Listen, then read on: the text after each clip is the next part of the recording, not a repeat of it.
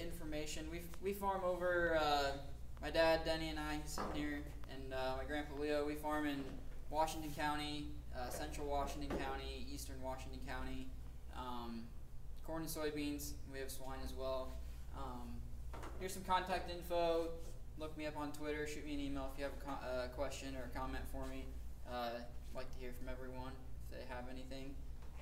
But yeah, the Twitter, a lot of the stuff I'll be talking about, I posted on there kind of as things are happening. So if you want to see what we've got going on, definitely check in,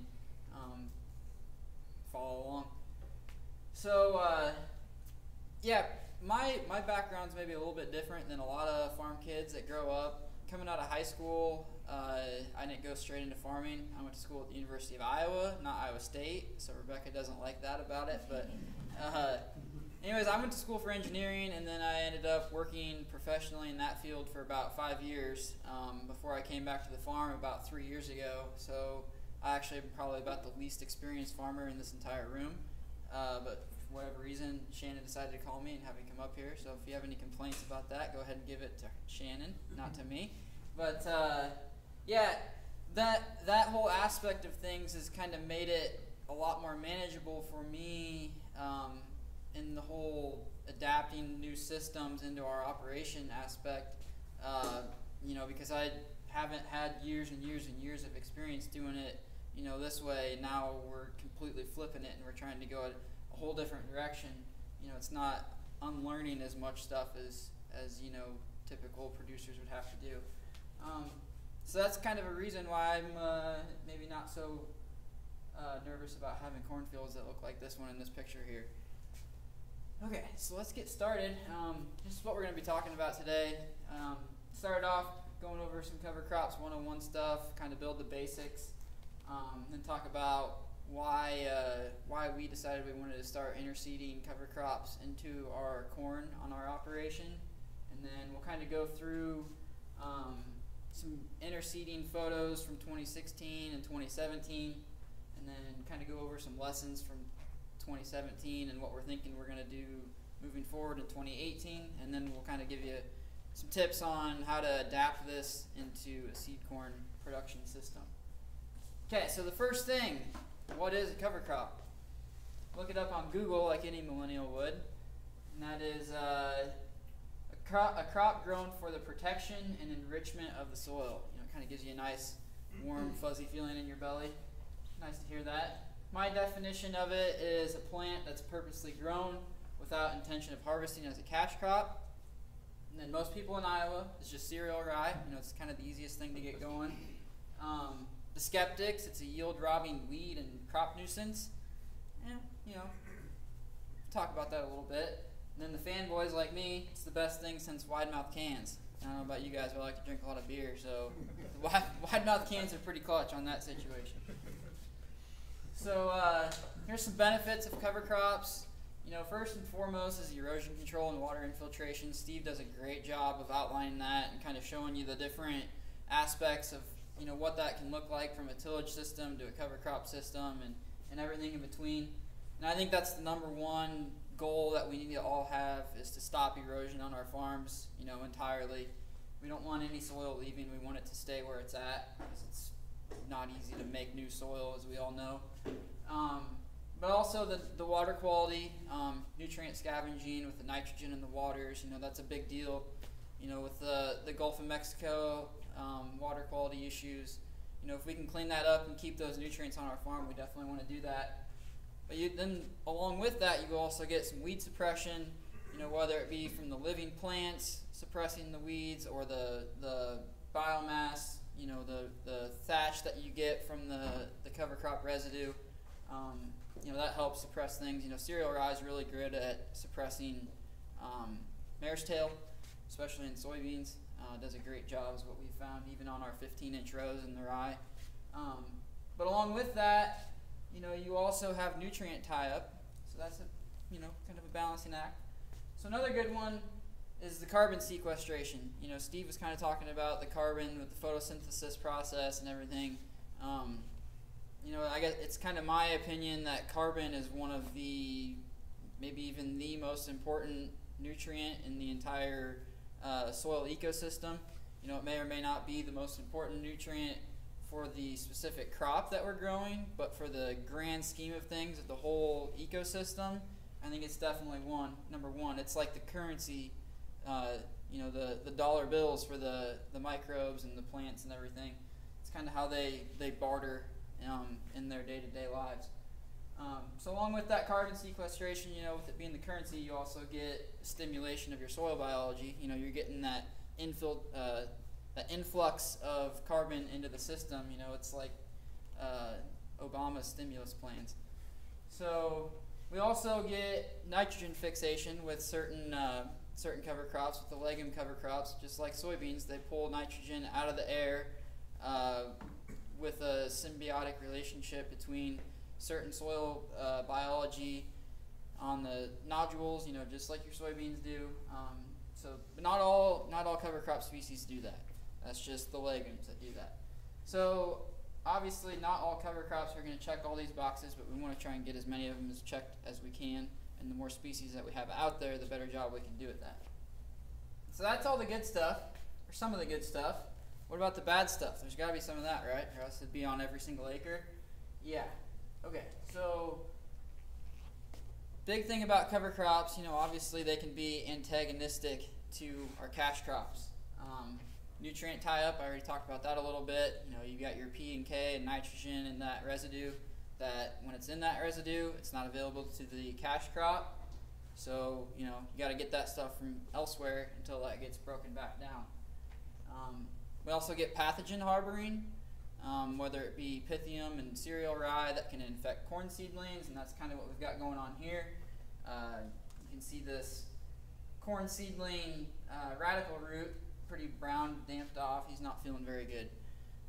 So we don't like to see that, but it is one thing that can happen with the right conditions. But then we also get insect pests. You know, we kind of talked about armyworms a little bit earlier. You know, they can come in and annihilate a corn crop or a soybean crop in a hurry. So another aspect is the time and money. You know, obviously cover crop seed costs money. Herbicide to kill your cover crop costs money, and then it takes time to apply, drill, you know, fly on, whatever you want to do to get your cover crop seeded. And it also takes equipment, so you're getting wear and tear on your tractors and your drill and everything else. So that's another negative. And then labor, you know, typically if you're going out and seeding cover crops after harvest, you know, that's a pretty busy time, whether you're still out harvesting or, you know, putting manure on or whatever you got going on in the fall. It's not exactly a time where we're sitting around drinking beer with our buddies. And it's just another layer variable to add into an already complex system to make it that much more difficult to manage. Okay, so we'll try and solve some of these problems, lay some of these things out here. So Steve kind of talked about this earlier. We've got, when you look at the plant spectrum of what's available out there, in general we've got our warm and cool season grasses and broadleaves. So it's really important to kind of know what we're working with. Typically with our cash crops, in here in Iowa, corn and soybeans, like Steve said, warm season grass for corn and warm season broadleaf for soybeans. So why is it that we have pathogens being harbored by cereal rye, especially ahead of corn is where that seems to be a problem? Well, it's not the proper rotational sequence. Typically what we want to do on our rotational sequence is we want to be going from opposite from warm season to cool season or vice versa, and then from grasses to broadleaves. So kind of go across the pattern here, opposite ends of the spectrum, less pathogen harboring across that. So that's why typically, you know, soybeans following cereal rye, we don't have near the problems that we have with corn following cereal rye, just because of that rotational sequence. Okay, so how can we fix that? Kind of get this figure 8 going on here, where you rotate between the cool season grasses and broadleaves, and then you really start to get that gap in between, you know, your similar crops, and, you know, kind of just break that pattern up for some of those pathogens to, you know, not give them that bridge from one step to the next. But yeah, so we fix one problem and we create another, and that is it's pretty difficult to get a cool season broadleaf cover crop established following soybean harvest. typically that gets pretty late in the season. Days are getting shorter. Every day that goes along is that much shorter and shorter and shorter. And here in Iowa, you know, our winters aren't super cold. It's not like we're in Canada where it's, you know, 50 degrees below zero all winter long. But we do get those warming and cooling patterns, and that almost makes it more difficult to get these cool season broadleaves like a clover to overwinter, just because, you know, it doesn't really know how to handle some of that stuff. It thinks it's warming up for spring, and then it gets dinged back, and you know that can be pretty stressful on some of these more fragile cover crops. Okay, so what's another one? Insect pests. Why do we have insect pests? Well, I think part of it, not necessarily the whole thing, but a part of it is because we typically use monoculture cropping systems. And when you use monocultures, which means there's just one thing growing out there at a time, you're providing abundant habitat for, you know, one or couple species of insects or whatever it is, but you're not providing habitat for their natural predators. So, you know, it kind of throws the balance in favor of the pests instead of keeping things all balanced like it would be, you know, in a natural system. So this kind of limits the natural system's ability to function. So if we can get away from that monoculture system, I think we'll have more predator insects and it'll help things out. So ideally, in order to solve that, you know, we switch from a monoculture system and go to a polyculture system where we've got more than one crop species or plant species growing at all times. Preferably that's going to be a mix of warm, cool season grasses and broadleaves all at the same time. Get that whole spectrum in there, you know, check all those boxes that we had. And this is just going to support all of our predator insects by giving them the habitat that they need to be able to build their population up to the point that they can handle, you know, the influx of pest insects that are going to still be coming after our cash crops, because we're going to have that habitat there as well. So we need plenty of habitat for our predators. And as Jonathan Lundgren likes to say, predator insects are your best insecticide. I heard he's a pretty funny guy if you guys ever hear him talk, but he's pretty cynical. Something that he likes to say is that if insecticides were the answer for insect pests, we would have kicked their asses 30 years ago. You know, it's kind of a controversial way to look at it, I think, but I think he's got a point. You know, we've been spraying these insecticides on these pests for however long, but they just keep coming back and coming back and coming back. You know, I think maybe we need to go a different direction in trying to figure out how do we actually solve the problem, and then instead of just throwing insecticide band-aids at them. So with this diversity, another Jonathan Lundgren quote, some diversity is better than none, and more is better than less. You know, if I could have one thing that I could say to you guys, I think that would be it. Just really kind of drives the point home. Okay, so we don't really have a good blueprint for this system from an agricultural standpoint, because it's, you know, kind of this whole new way of thinking. You know, maybe we go back, clear back to the 1800s, and they were kind of doing some of this, you know, mixes along with their cash crops, but you know, that was pretty old technology. You know, maybe we don't really want to be going back that far and adapting their stuff, so we got to figure it out on our own. Well, I don't know about that. Something that we can do, though, is utilize a concept called biomimicry, and there's a lot of people that do a lot of work on biomimicry. You know, that's how we came up with Velcro.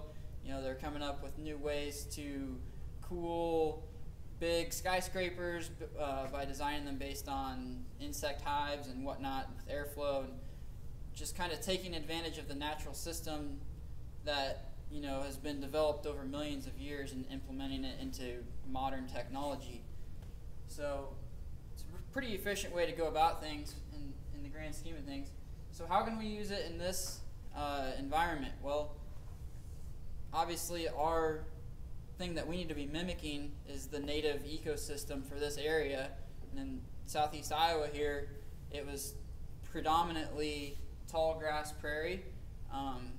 Tall grass prairie consisted of a dominant warm season grass and then numerous species of forbs and other broadleaf and cool season grass plants and whatnot growing alongside it that would kind of take things over once the warm season grass would go dormant in the fall and in the winter time.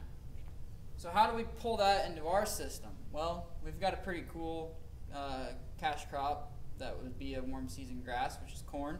It grows pretty good around here, if you guys haven't noticed. And then we also can take advantage of the underseeding aspect by interseeding cover crops into the corn, kind of having that all growing in there together.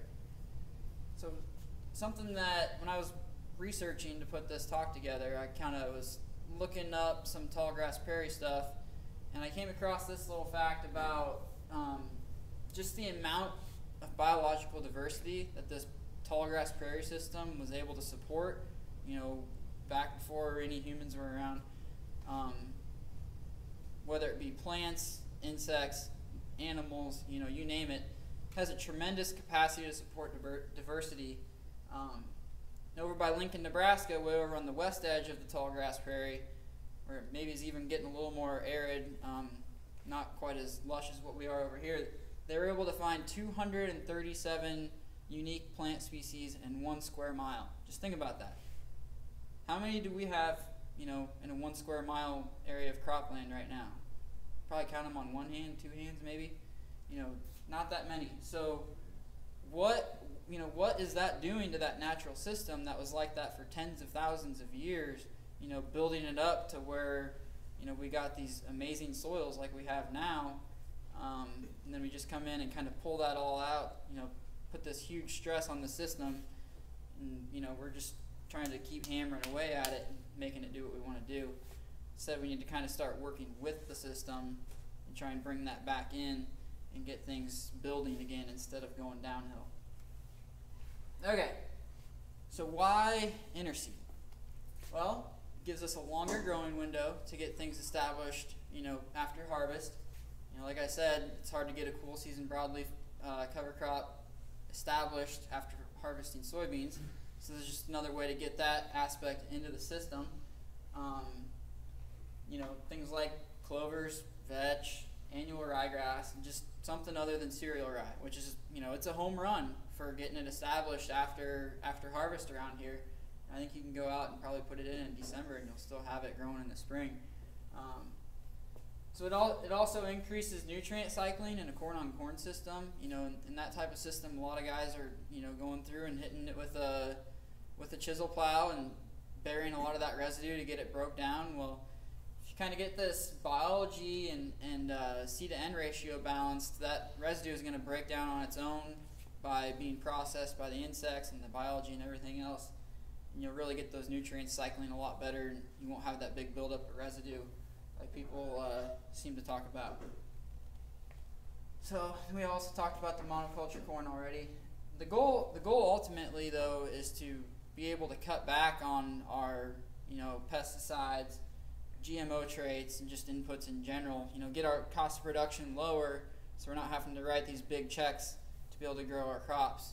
You know, obviously prices aren't rallying to $7 right now, even though there's issues in the Corn Belt with production.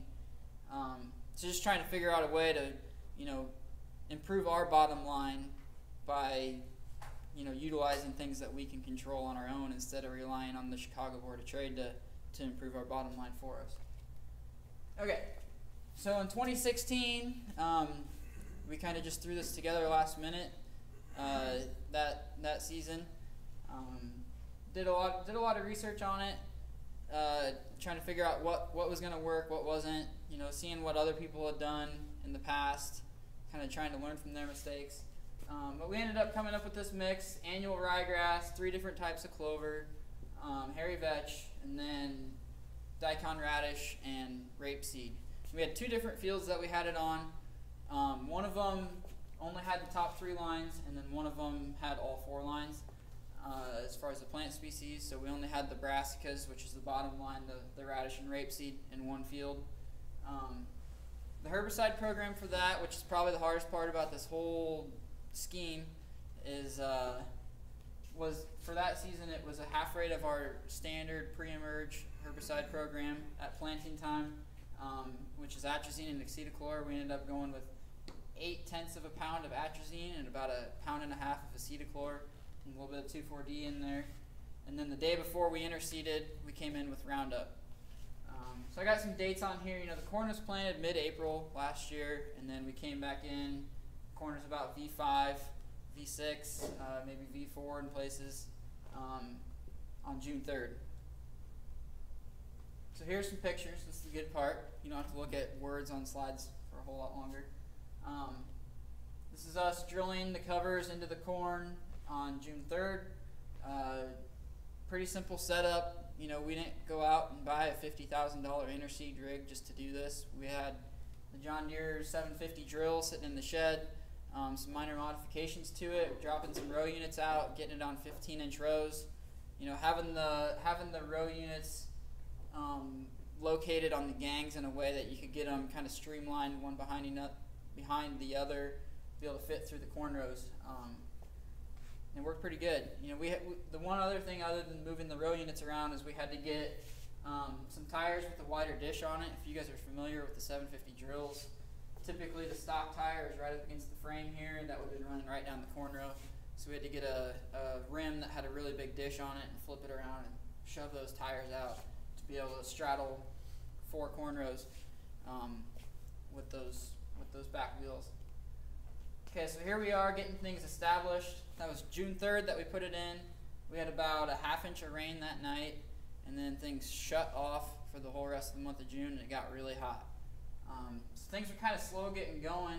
You know, we got out of the ground in a hurry. You know, this is 4 days after we drilled it. Things are out of the ground, but yeah, it just got pretty hot and dry. A little bit more growth there 3 days after that. A week after that, still looking okay. But look up here at the corn canopy. Things are getting pretty tight, getting closed up. Not a whole lot of sun coming through that. You know, you can see a couple little splotches, but not a lot. Finally, it started raining in July. We got a little more growth on it. And you can see these guys here, pretty spindly, kind of starting to get yellow over here on the 15th. And then after that, pretty much everything, next time I went out, everything was pretty much gone. Everything died off and just broke down immediately. So yeah, wasn't exactly a huge success, but we were able to learn from it. So I went out, checked the corn before harvest in the field that had the brassicas in the mix, and lo and behold, here it is. You know, we had the rapeseed and the radishes were still there. All the clovers and annual ryegrass was gone, but the brassicas were able to survive, which made me pretty ecstatic. I was very surprised. But here's a photo of a radish that was able to make it through it. You can see all the different places here where the radish leaves had grown and then fallen off as it was stretching up, trying to get sunlight underneath that corn canopy. You know, it's kind of a unique looking radish plant. If you've ever seen a dicot radish, they typically do not look like that. But it just kind of goes to show the desire for these plants to survive. You know, they're going to do whatever they can instead of just laying down and saying, "Oh, I'm done. I'm toast." So then this is after harvest. See this radish here? You probably look just like that other one on the last slide, a couple weeks before this. But yeah, once that corn came off, things really just exploded and started growing in a hurry. I ended up going in and drilling some cereal rye into this because I knew that most of this would winter kill, and didn't want to go through all spring without having anything growing out there. So before this photo, the tractor and drill had already been drugged through some of this, but you can see where the combine went and where the drill tractor went. You know, it really did a number on those plants. They didn't really appreciate being driven over by large farm equipment. So having that traffic pattern, you know, whether you're harvesting or going in and putting another cover crop in after that, is pretty important in order to maintain the stand that you are able to get through the season. So this is what it looked like in the wintertime. You can see there things breaking down. There's a radish. You know, it gets kind of hollowed out and foamy feeling, and you know, things really start to melt down in a hurry once it warms up in the spring. So this is what it looked like come April. Like I said, drilled some cereal rye into this field, so that's what that is.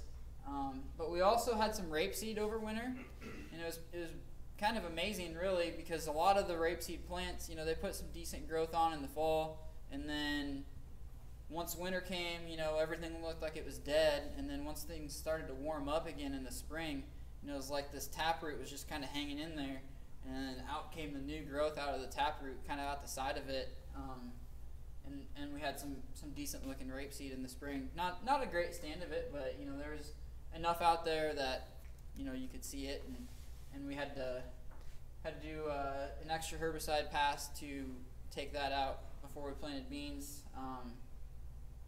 in order to keep it from going to seed before we got in there.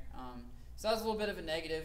You know, you gotta you know, learn how these different species are going to interact with your system. And the reason we did a separate pass is people in the past have had issues with Roundup killing rapeseed. So typically you like to go with a stronger broadleaf herbicide. So we went in with just straight 2,4-D, left the rye, and then planted soybeans into the green rye and took it out with burn down passive Roundup later on. So yeah, just kind of, that's why it's good to keep things small when you're getting started on this stuff. That way, you know, you don't have 500 acres of this stuff and you got to go out and, you know, add in 500 acres worth of spray pass that you weren't expecting to have to do. That's not going to help our bottom line. Okay, so 2017, moving into that now, you know, we kind of found the limit on what was too late to get it established in 2016 for the interseeded covers. This year we wanted to kind of push the limit on the other end of the spectrum to see how early we could get it in there, and just kind of see what, you know, pushing that envelope on the early side of the seeding window would do and how that would look in our system. So we had two different fields that we did this on. Both of them are corn on corn. One of them is a long-term corn on corn field, about 16, 17, 18 years. I don't know. It's been corn for a long time. And then the other one's just second year corn.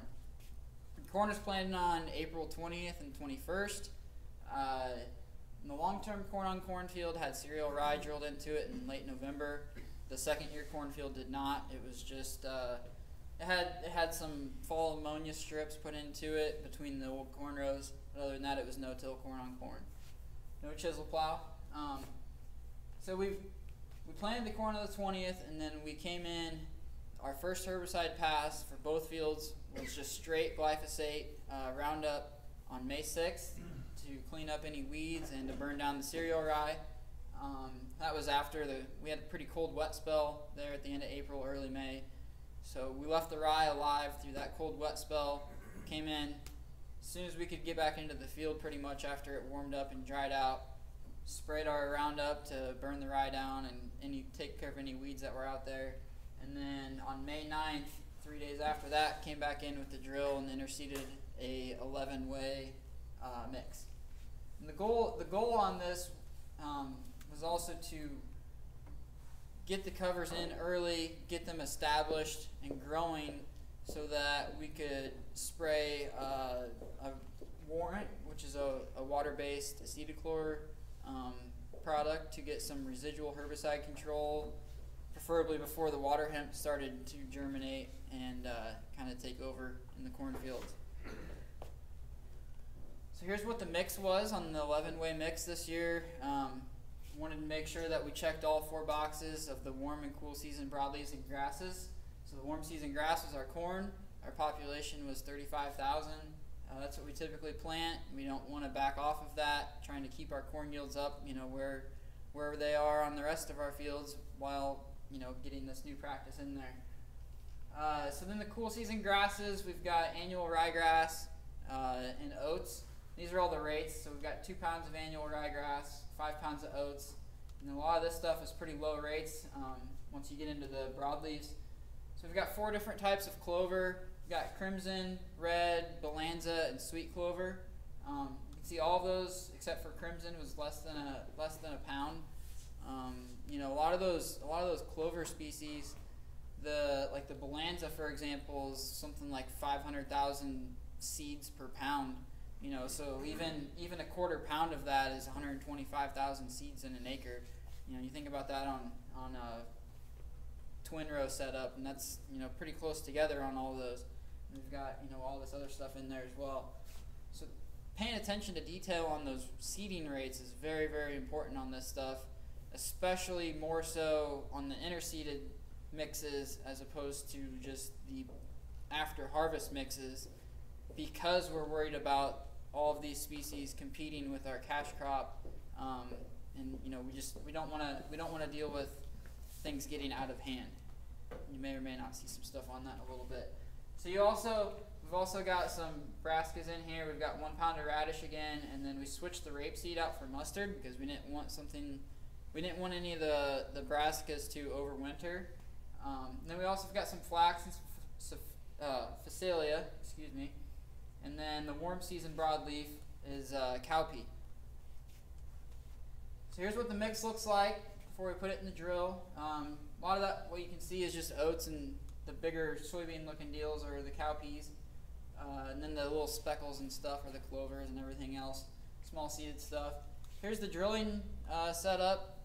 No auto steer on the tractor, just steering it. It's a little bit of a challenge for me. I'm a generation auto steer guy, but it's good practice for me. So here's what the drill looks like, a little bit better picture than the one from 2016. You can see here how we have, if you're familiar with the John Deere drill row units, you got the gauge wheel on one side and kind of the seed boot on the other. So we set it up so the gauge wheels are kind of opposing each other, and the gauge wheels are essentially following, the leading gauge wheel, and then the following gauge wheels going right down the same track, keeping that row unit, the twin row unit, slender. Obviously we don't have corn, but if we had corn, that was the goal, to keep the row unit off of the corn. And then again here, where I was talking about the wheel being offset, dished away from the frame, so it's not rolling right down the corn row as well. So that was May 9th, is where that photo was at. And then here we are a week later. You can see the little interseeded stuff starting to come out of the ground. The corn's out of the ground by now. I'm going to click through a bunch of these. 17th. There's the 22nd. So we're starting to get some decent growth on it. Here's a little zoom in on what the row itself looks like. You can see some mustard up here. Here's a phacelia plant, kind of looks like a wild carrot. Some other brassicas in here. These with the cotyledon leaves. Those are typically the brassicas. Some stringy grass here. That's the annual ryegrass in the mix. I don't see any oats in this close-up picture, but they're out there. So here we are on May 28th, a few weeks after drilling. Looks pretty good at this point. Here we are, this is the 28th again. We started to have some insect feeding. So this is a cowpea over here. They got hit pretty hard by insects. A lot of them were all skeletonized like this, and we had some stand loss on the cowpeas because of that. But again, we're feeding the beneficial insects with those, and there was no insect feeding on the corn, so as long as they stay away from the corn, I'm kind of okay with it. We're building the system. That's what this stuff is for. We're trying to provide habitat, and habitat involves food. Here's some more insect feeding. Some oats got clipped off. So here we are side dressing nitrogen on the no-till corn on cornfield.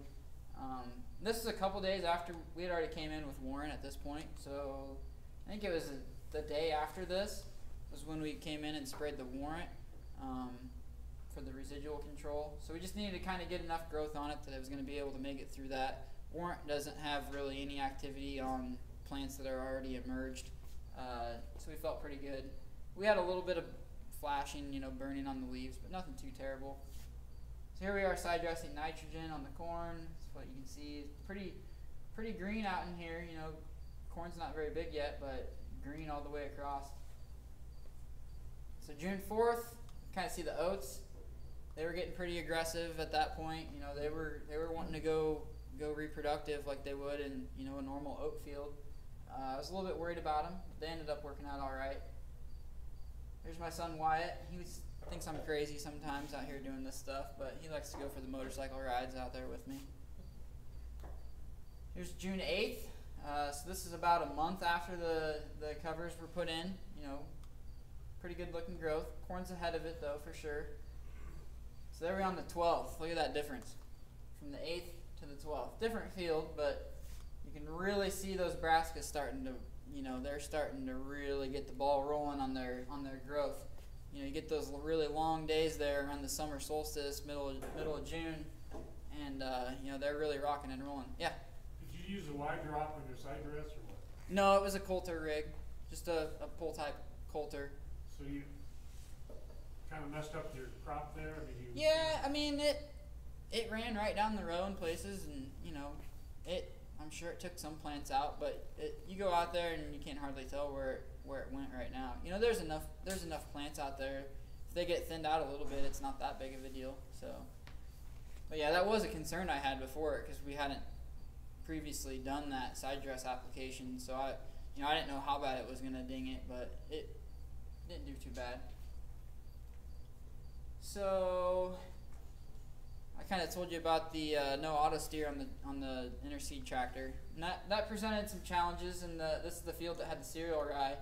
You know, when we drilled the Interseed, the rye was about waist high because we only terminated it 3 days before that, and the corn wasn't out of the ground yet. So I thought I had a pretty good idea where the corn rows were at, but clearly in this case I did not. So the drill ended up running right down the corn row. So we've got a little check on to see how that affects things. You know, not planned, but we're learning from it. So here we are on the 14th. The mustard starting to bolt. You know, if the brassicas are seeded early enough, instead of building a massive root system and leaf system, they start to go into reproductive mode, which is when they start bolting out their stem and flowers. So we've got that starting here on the 14th. And then here's another look at what, you know, the close-up on the row. You can see this is some sweet clover and some phacelia and some oats in here. Kind of just giving you an idea what it looks like. The sweet clover did really good in this mix. It was by far the most aggressive clover out of the 4 that we tried. So I really like that one moving forward. So here on the 16th, you can see some of the yellow flowers. That's the mustard starting to climb up. Here on the 17th, underneath the canopy, there's the 19th, there's the 21st, there's the 23rd, there's a phacelia flower finally on the 25th. This wasn't actually in the field, this was on the edge of the field where I had some drilled just kind of as a pollinator strip. So here we are on the 26th, above the canopy. This is in the no-till field with no rye. It fared quite a bit better than the field that had rye in it as far as the competition goes. So this is above the canopy, here's down below. Quite a bit of growth in there. At this point, I was pretty darn nervous. You know, we had a lot. We got oats heading out. We've got radishes that went to bolting, going to seed. We've got mustard that's bolting, going to seed. You know, a lot of stuff going on. You know, I think we definitely achieved our goal of finding the limit at this point. But yeah, you know, what do you do? Just kind of take it as it goes and learn from it. So here we're on the 30th. Still hadn't had hardly any rain this year either, the whole month of June. Pretty much from, I don't know what it was, the last week in May all the way up until the second week of July, we were pretty dry other than the 10th here, 10th there. But we're hanging in there. There it is below. Kind of just see what it looks like. So here's an area where the drill was on top of the corn again. This is in the rye field. And yeah, the brassicas really were kicking its butt at this point. I was really nervous. And of course, this is right in my backyard. I look out my bedroom window every morning and this is what I see. So it reminds me, really burns that image into your head. School of Hard Knocks is the best way to remember your mistakes. So yeah, you can see that's, you know, kind of the situation that you can get into if you don't have your mixes dialed in this interseeding situation. Here's a different area of the field, so it's pretty thick. This is where that other picture was earlier, where the corn was right down, or the interseeding was right down the corn row. But this is where it wasn't right down the corn row. Looks quite a bit better. This is July 4th. Still no rain yet. Look at these corn plants though. I mean, they're looking pretty healthy. Nice and dark. You know, maybe not as dark as it would be if we didn't have the interseeding in there, but looking pretty good. July 8th, still no rain here yet, but still corn's growing. You know, everything's moving along.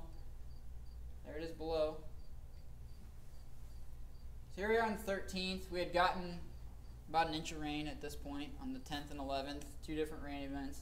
Corn really started to pop at that point and get above things. We also had the brassicas. You know, once that corn really got canopied up above it, you know, they kind of shifted gears from just going wild on everything, especially where the corn was, you know, kind of ahead of it. And instead of being full reproductive mode, they kind of like backed it off a little bit and got into defense a little bit more. And they started dropping some of their lower leaves, and you know, they weren't quite as aggressive at that point in the season. But as you can see, we got a lot of mustard seed pods on here, so it'll be interesting to manage that moving forward. Here on the 19th, you can see some oats. You can see some clovers in here. The oats, you know, now that canopy's there, they're starting to die off. You know, they're in reproductive mode too. They don't like being shaded. You know, plants just, when they're in reproductive mode, they do not like to be underneath the canopy, especially when they had not previously been underneath the canopy. Really hits them pretty hard. You can see the insects feeding on the mustard leaves though, so we're getting some of that stuff cycled back. You can see this one breaking down. Look at this residue as well. You know, we had waist-high cereal rye in this corn when we finally terminated it. There's just not a whole lot left of it. This is just, you know, middle of July. And we hadn't had a whole lot of rainfall. You know, rainfall really boosts that. But what we had was a microclimate. I mentioned that earlier. But what the microclimate does, you know, you got your corn canopy up top, but then you also have your under canopy with all the interseeded stuff, and it really kind of creates a moist, you know, microclimate underneath that second canopy, you know, and it provides a lot of habitat for those insects. Keeps, you know, you get that much more dew collection out of the air, and it drips off, and it, you know, it just kind of helps keep things moving, whereas otherwise, you know, you just have a lot of the airflow in between the corn rows, and it really keeps things dried out. So here we're on the 20th. See more clovers, a lot of the same. Things kind of starting to yellow up a little bit. Here's a side-by-side. In this no-till corn-on-corn field, we actually have 3 strips of the interseed separated by strips of no-till, 120 foot wide. So we'll have good yield checks on that stuff. So I've kind of been taking some pictures of the interseed stuff compared to the standard treatment to kind of show the differences. But you know, you look at the corn plants.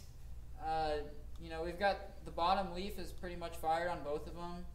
You know, the next leaf's up, not looking too bad. You know, pretty similar. There's a height difference up top, you know, at this stage in the game.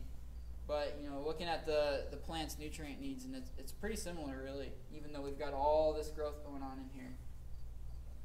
So here we are on the 24th, you know, looking at the mustard again. That's pretty much the only thing you can get a picture of when it's dominating like it has been. Here we are on the 26th. Here's a cowpea, one of the few that are left after getting hammered on by the insects. They've been amazingly resilient underneath that canopy. You know, you look at a lot of the clovers and whatnot in here, and by this point in the season, they're really starting to kind of show some stress from being shaded. Not the cowpea. He's happy as can be under there for whatever reason. So you also see a buttonweed here. That was kind of our biggest weed issue this year with the herbicide program that we had, not having any early season residual, and then they flushed right after we sprayed our Roundup, and then, you know, buttonweeds can get out of hand in a hurry. Also in this picture is a flax plant. That's what this guy right here is. I'm not sure if you guys have seen many flax plants before. Not really grown around here a whole lot. But it's been another one that's been pretty impressive. You know, even right now it's hanging on there. It looks about like that one right there does. You know, I was out there on Friday, and they were looking pretty good. And they don't get real aggressive like the brassicas do. You know, they might flower a little bit, but they haven't really tried to take over the mix and get really tall like the brassicas have. So that's another one that I like. So here we're on the 29th. Here's a radish.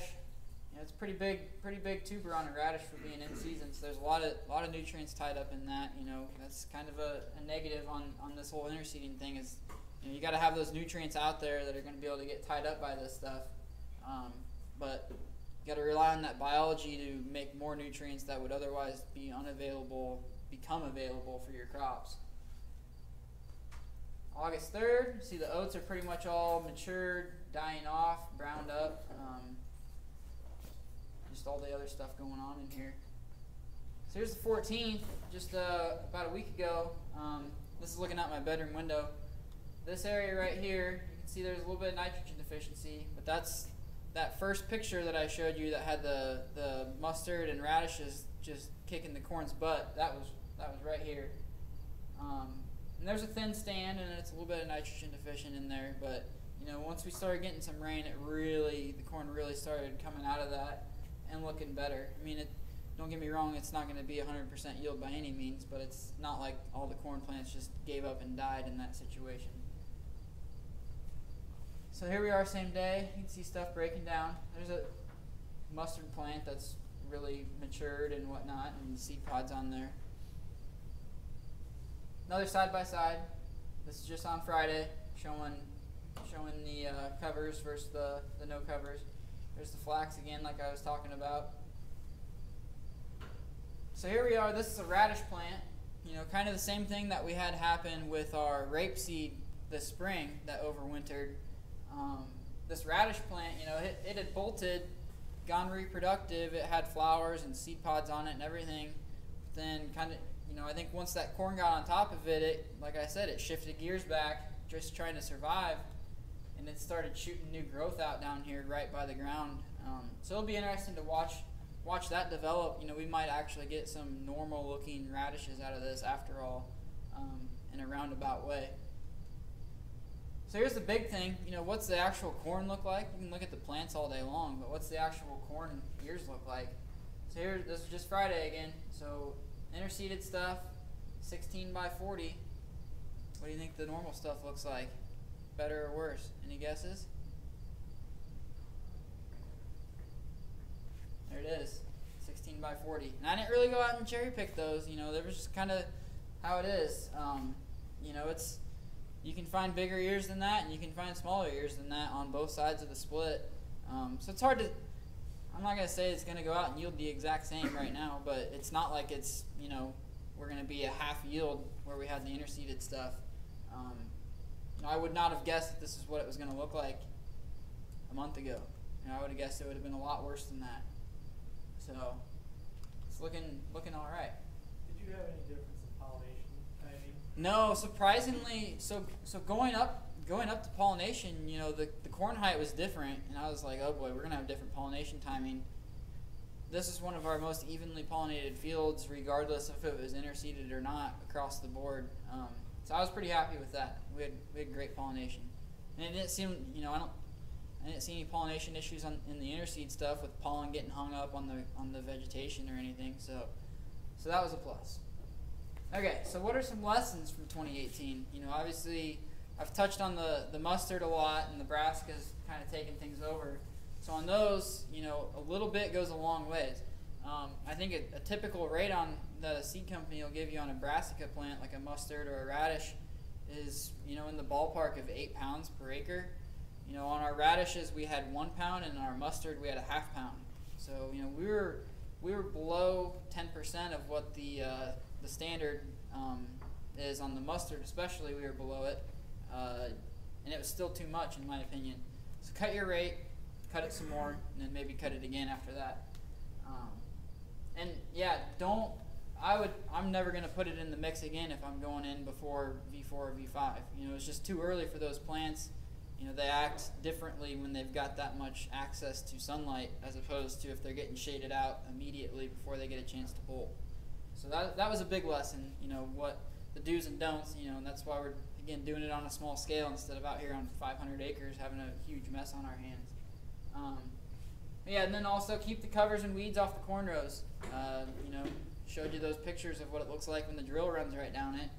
So really having that attention to detail, and, you know, being able to know where you're at with the tractor and drill when you're out there doing it is going to make a big difference. But also something that some guys that have a lot more experience than we do at it, that they do is ban herbicide with their planters. You know, it's kind of something that happened in the past a lot. going out there and putting herbicide on with planters. Gone away from that, most people have, but what you're able to do then is you're able to set your nozzle, far enough, just close enough to the ground that you only get a 8 or a 10-inch band, and you can have your full standard rate of residual herbicide right on top of the row, and then you don't have any residual out there where your covers are, so you don't have any of that, antagonistic effects from your residual herbicides on your covers, but you also get to keep, your good weed control on the row like you would normally do. So that's something to really look at pretty hard if you're looking at doing interseeding, is figuring out a way to manage that herbicide program, with that much more precision than just going out with a straight broadcast application. And then master the mixes. Really do your research on it and learn kind of how these species behave. Don't necessarily just go on Ag Talk and say, hey, what's this going to do or what's that going to do? Go talk to Trent and just get a pound of something or a half pound of something and a whole bunch of stuff, and take it out there and throw it in your garden and see what happens. Somewhere where you can just watch it every day and just kind of learn what these species do without having a big financial risk on the line. That'll make a big difference in how successful you are at being able to implement this stuff. But something I'm definitely going to be doing in the future is, really making it a priority to get the species that I am really focused on, get their rates heavier and make them the priority species in the mix, and try and keep away from having something that I don't necessarily want to be a priority dominate like it did this year. So for me, that's the clovers and the other legumes, stuff that can fix nitrogen out of the air, the cool season broadleafs that can overwinter, and so on and so forth. The other thing, didn't really talk about it a whole lot yet, but nitrogen placement I think is important. So we talked about the side dress application that we did, and that was just with the Coulter rig, going right down between the middle of the corn rows. And what that ended up doing is, we had our liquid nitrogen placed essentially right on top of the covers, right between the twin row covers, and then the corn's going to have to go through those cover crops to get to that nitrogen. I haven't really seen any issues with it, but I'm not really a big fan of making the corn do something like that. I'd rather have it kind of have the nitrogen on its own. And the other issue with that, everybody knows what happens when you go out and you put a bunch of nitrogen in ahead of soybeans. They're not going to nodulate like they would if there wasn't nitrogen available to them, just because of that, relationship. Why would they feed the biology if they don't need what the biology can feed it? Same type of thing on this. If we want these clovers and legumes to be fixing nitrogen in crop, they need to be a little bit nitrogen starved at least. And so figuring out a way to have that nitrogen index to your corn row and kind of have a little bit of a nitrogen deficient area where your legumes is at to get them to fix nitrogen for us. Sounds like a Y drop situation. Possibly, yeah. I think that would be a good option. We're next year, this fall, we're looking at going into the field that's got that was second year corn, and kind of doing some strip till manure with a tank in between the corn rows, and then we'll plant corn into that. So that'll be our main shot of nitrogen, and then it's kind of a matter of getting that last little bit to finish it off in there as well. But I think that would be a good option, the Y drops. I don't know how that would work with no-till corn on corn. Will the Y drop rig kind of get hung up on those standing stalks? But it'd be something to look at for sure. Or the inner crop, that interseeded crop looked really big. How tough is the Y drop? You wouldn't want to go in late season Y drop. You'd need to do it earlier, V6 to V8 maybe, somewhere in that ballpark, before things get too terribly big. So, I have zero experience with a Y drop other than just watching videos and whatnot on them, and reading about them. So, okay, I know a lot of you guys in here, some of you guys in here are seed corn people. So how do you adapt this to a seed corn production system? I think the adapt word is very important here. Things that I've got going on and on our operation are going to be a lot different in a seed corn production system, and a lot of that has to do with just the detasseling aspect, changing the dynamics of the system, opening that canopy back up when normally it would be getting closed up in our system. That's gonna allow the seeding date to be able to be pushed back a little bit further. Maybe if we would have gone in and detasseled our corn last year in 2016, like we're going seed corn, I think we would have had a perfect stand. It would have been all fine and dandy. But this year, we are already dealing with competition issues. So if we would have opened that canopy up even more, it would have been a mess, I think. So just kind of knowing that we've got that going on, and then also, the removal of the male rows is going to compound that even further. So kind of adapting that, thinking all of that through is very, very important before you go in and start doing this. But yeah, so like I said, later dates would be better for seed corn for sure. But yeah, and then also mix design. You gotta keep that in mind. Probably go very, very light on the brassicas if you go with them at all, and especially the later the better on putting those in. But yeah, just kind of getting that all figured out, getting the mix dialed in is the one of the most important things.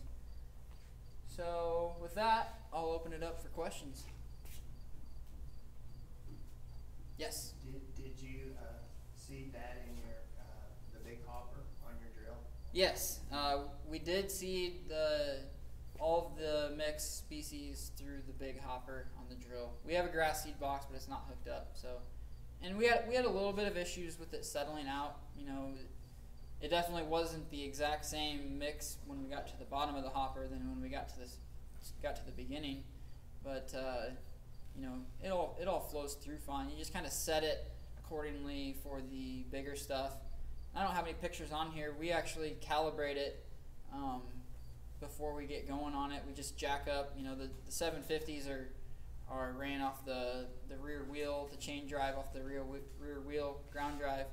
So we just jack that wheel up, back the four-wheeler up to it, jack the four-wheeler up, and then run the four-wheeler up, friction drive on that, and kind of simulate driving the drill through the field, and dump 1 pound of mix on one row unit, and then just watch the acre counter and kind of calculate how much our rate is, kind of dialed in from there on the slides.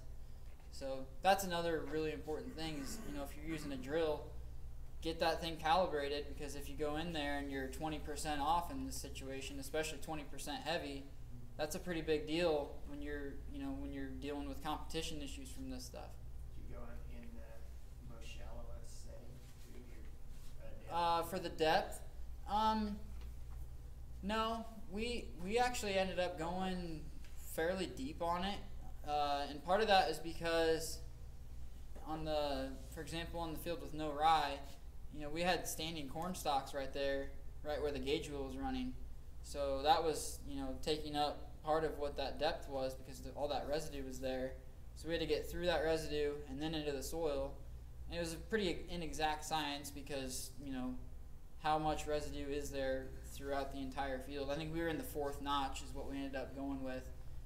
And it wasn't like it was, 2 inches deep. It was just barely in the soil, but I would rather be a little bit on the deep side than having it just laying there in the residue, not getting it in. If you're gonna have that situation, you might as well just go through with a spinner box and spin it on instead of taking the time to get the drill through it. So Timely rain doesn't hurt. That's right. Yeah, exactly. Do you think, is that any of that oat seed viable that'll reseed itself? Probably some of it. I honestly hope some of it is, because we'll hit that with the combine and kind of get a little bit of a volunteer oat cover crop out of the deal. I hope so anyways. We've had all the nutrients tied up for this long. They're not going to be back for the corn in time, so if we can get a little bit of benefit from that, I hope so. I think we'll have plenty of volunteer mustard out of the deal though. I went by that field once when that mustard started. Yeah, and of course it's right up along the highway, right by the state highway. Everybody goes by. I'm surprised there wasn't any accidents out front there in July. Did you see any difference in insect pressure between the check and we didn't really have any insect pressure on the corn, but insect activity in the field, oh yeah, big difference. There's way more insects just up, moving around, chewing on the covers, and just in general on the interseeded stuff than in the non-interseeded stuff. I mean, there's that much more habitat that's going to be able to support that many more of them. So I haven't seen hardly any feeding on any corn leaves this year in it. Can you make any kind of a statement about Japanese beetle pressures in neighboring fields? You mean like the interseed harboring Japanese beetles and then going into neighboring fields? Is that what you're getting at, or? Around, or just, I mean, we've had differences. I haven't seen any notable differences really. You know, there's been Japanese beetles in the neighborhood all year. You know, in the soybean fields, and I never saw any really out there chewing on corn silks during pollination. I saw some out there after pollination was over with. But yeah, in the interseed stuff, typically I would find them, you know, during and a little bit before pollination. If they were out there, they were, you know, chewing on something else. You know, just because there's something else there, they're kind of going after that stuff. Not that means, oh, it's gonna, you know, 100% cure Japanese beetle problems, but it's, you know, another thing that kind of helps battle against them. So, yeah. Your seed production, is your company you work for, are they receptive to this type of farming? So we do not actually grow seed corn. This is all standard grain corn. I thought you had up there seed. Well, I know this is a seed corn meeting, so I'm trying to give my You don't thoughts grow on how seed. it would be Okay. translated into that system. But yeah, I do know there is a guy in Northeast Iowa, Jack Boyer, that is doing interseeding in a seed corn system. I don't know what kind of scale it is. It's pretty small at this point, but yeah, he's obviously working with the company to get that going. So that's pretty vital.